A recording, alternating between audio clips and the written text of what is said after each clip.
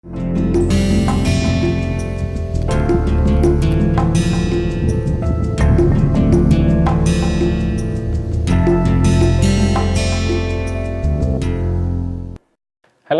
welcome to Fundamentals of Acoustics. Today is the 5th day of the 8th week of this course. What we plan to do today is continue our discussion which we initiated in the last class, which is yesterday. And what we did yesterday was we had framed the 3 media problem, which is shown here. So, you have 3 media, and in the first media there is an incident wave A1 E plus j omega t minus k1 x, and in the third media or medium the exiting or the transmitted wave is, its complex pressure is A3 e to the power of j omega t minus k3 x. So, what we are interested in finding out A3 over A1. To find out this ratio, we have to develop a number of equations, and what we will do is, so we had also specified that there are velocity boundary conditions and pressure boundary conditions at each interface. So, what we will do is we will list down these boundary conditions. So, first we will list down the pressure boundary conditions.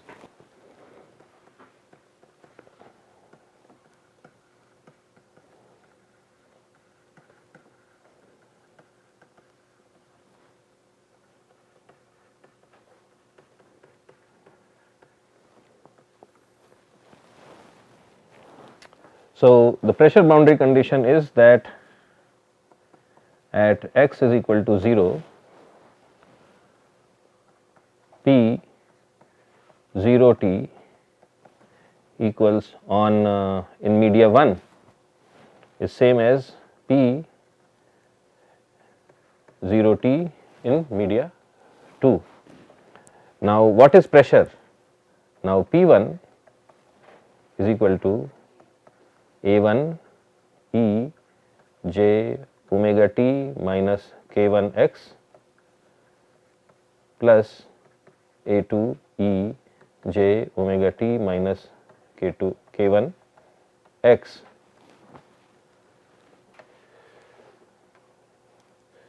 So, this is P1 at location x and t, and this constant should be B1, and there is a plus here. Similarly, P2 xt. So, where are we getting these equations? We are getting them from transmission line equations. So, P2 is equal to A2 E j omega t minus k2x plus P2 AE j omega t plus k2x.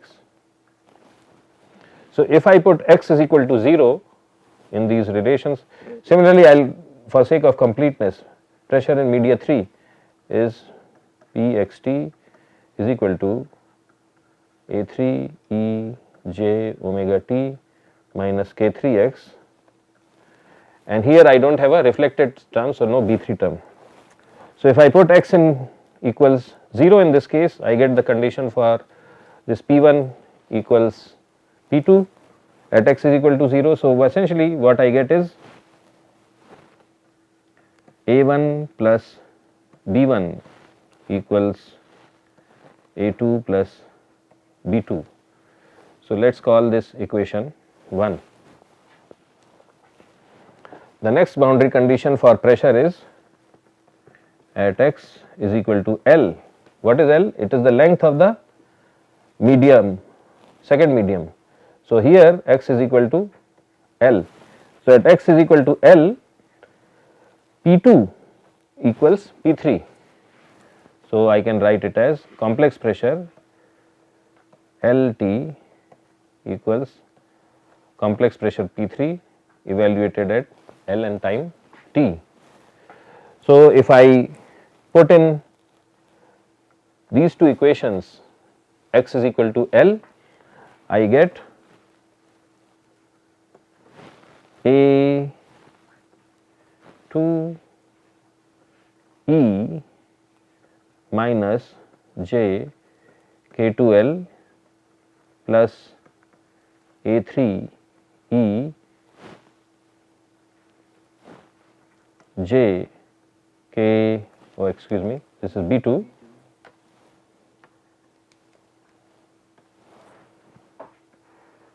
B2 E j K2 L e to the power of j omega t equals A3 E j K3L minus times e to the power of j omega t. So, this and this cancels out. So, what I am left with is A2 e to the power of minus j K2L plus B2 e to the power of j K2L is equal to A3 e to the power of minus j K3L. So, I will box these important equations. So, that is my second equation.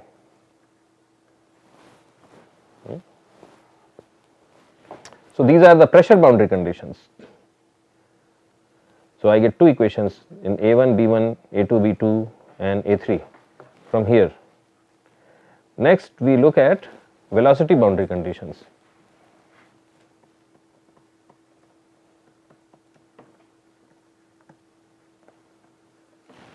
Okay. We look at velocity boundary conditions.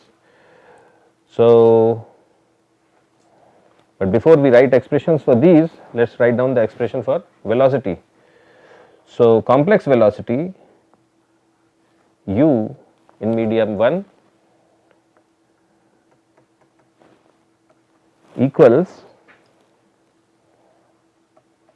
A1 by Z1, and Z1 is rho naught, rho 1 C1, rho 1 C1 E minus j omega k1 x plus, actually this should be minus. So, this I am getting directly from transmission line equation, minus B1 over Z1 E j omega k1 x E j omega t. U2 x2 is equal to A2 over Z2 E minus j omega k2x minus B2 over Z2 E j omega k2x E j omega t, and U3 xt is equal to A3 over Z3 E j omega k3x times E j omega t. Okay. So, the boundary condition for velocity at x is equal to 0, what is it? U1 complex velocity U1 at 0 equals U2 at 0 t. So, I put x in the first and second relations and I equate them. So, what I get is essentially A1 over, and Z1 I write it as rho 1 C1 minus B1 over rho 2 C2 equals A2 over rho 1 rho 2 C, excuse me,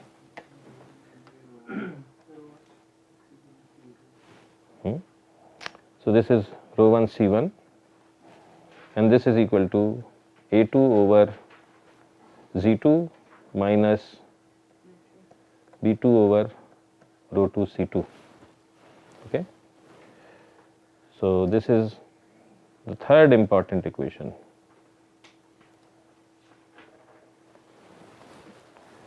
And the fourth boundary condition corresponding to velocity is that x is equal to L, U2 LT equals U3 LT. If we do the substitution here, so I get A2 over rho 2 C2 times E minus j omega K2L minus.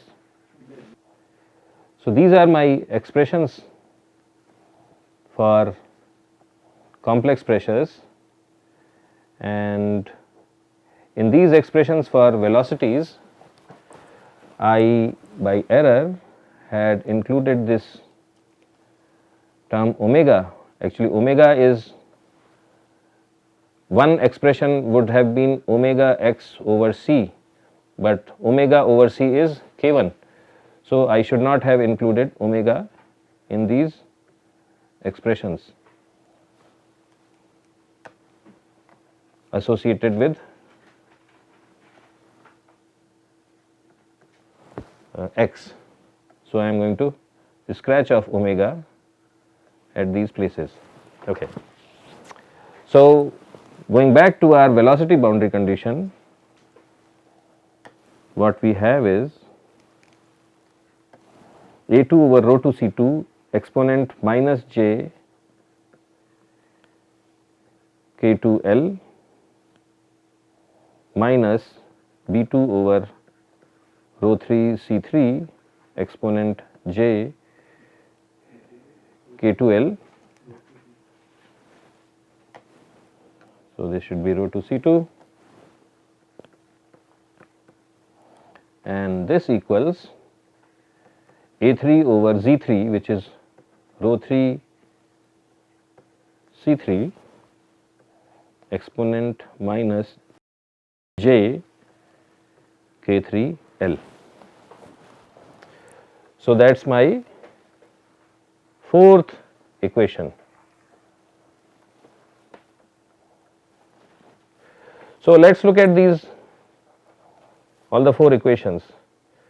So, in these four equations I do not know A1, B1, A2, B2, A3. I know K1, K2, K3 because I know frequency, and because I know frequency I know omega, and because I know C1, C2, C3 I also know K1, K2, K3 because I know what gases are these. So, I know the type of gases and conditions of the gas. So, total 4 equations in red boxes and 5 variables. So, 4 equations,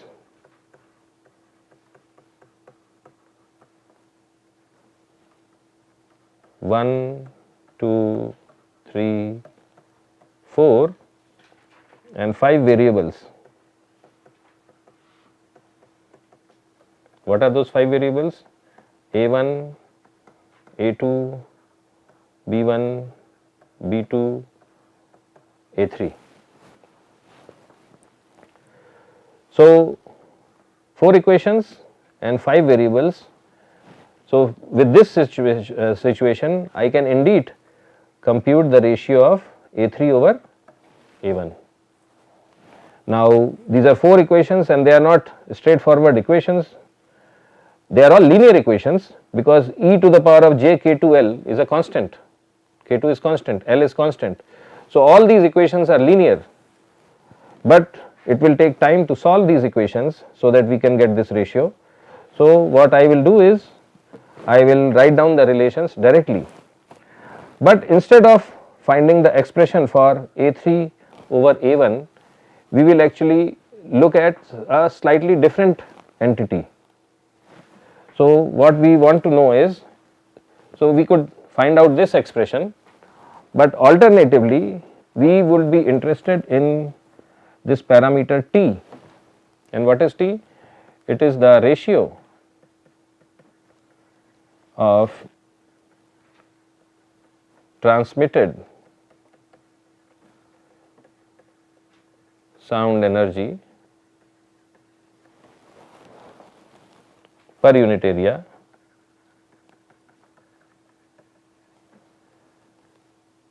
so actually I will call it sound power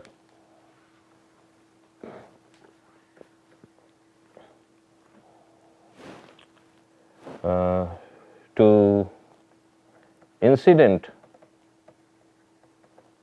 sound power per unit area, or what is power per unit area? It is intensity. So, it is ratio of transmitted sound intensity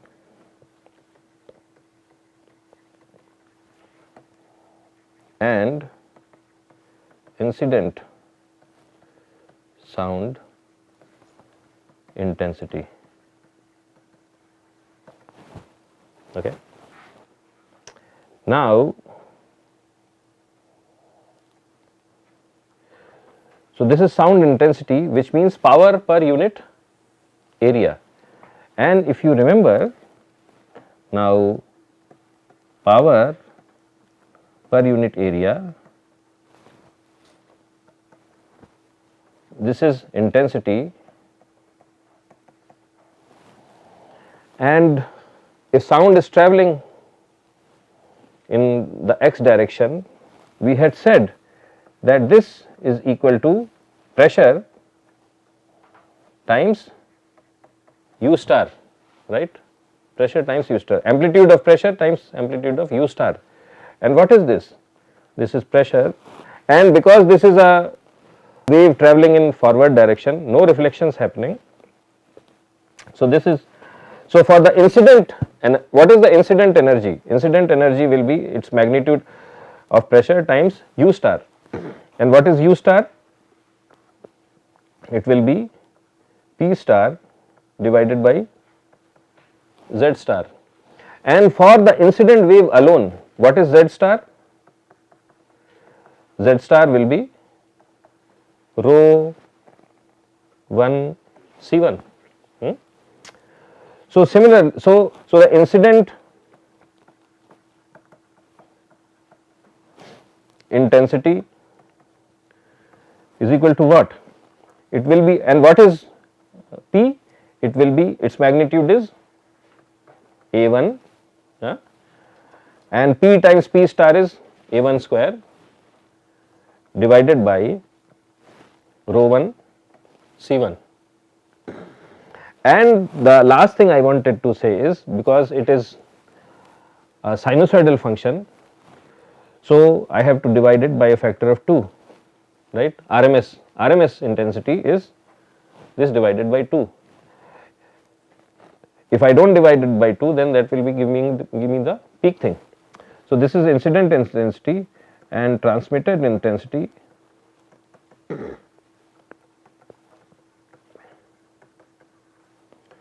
so that equals, using same logic, A3 square divided by 2 rho 3 C3.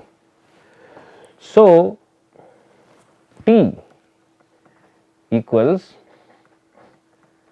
A3 square divided by A1 square times rho 1 C1 divided by rho 3 C3. So, this is what we are interested in. This is what we are interested in, because this is what we are interested in is how much energy we are putting into the system and how much energy is getting out of the system. So, how do we calculate it? From these 4 equations, first we calculate A3 over A1, and then we find out the magnitude of A3 over A1, square it and multiply it by rho 1 C1 divided by rho 3 C3, and we will get the answer. This T is known as that particular ratio. So, we can do all the math. We know that there are 4 equations, 5 unknowns. So, in terms of one unknown, I can express all other unknowns. So, I am going to just directly write the relations for T. So, T, if I do all the math correctly, it comes out as 4 times some constant R13 divided by R13 plus 1 whole square 1 minus R23 square plus 1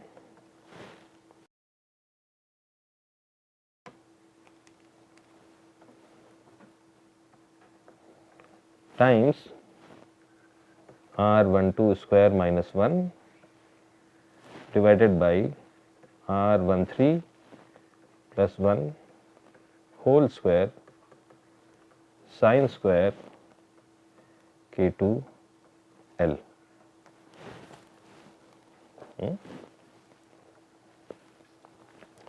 So that's the ratio T. So what does, and what are R13, R23, R12? So here R13 equals rho 3 C3 over rho 1 C1. R23 equals rho 3 C3 over rho 2 C2, and R12 equals rho 2 C2 divided by rho 1 C1. So this is the relation, and what I plan to do tomorrow is discuss this relation for some specific cases, and that will help us conclude, make some important observation, and in the next class we will use the same relation for designing an actual muffler. So with that we close our discussion, and we will meet once again tomorrow. Thank you.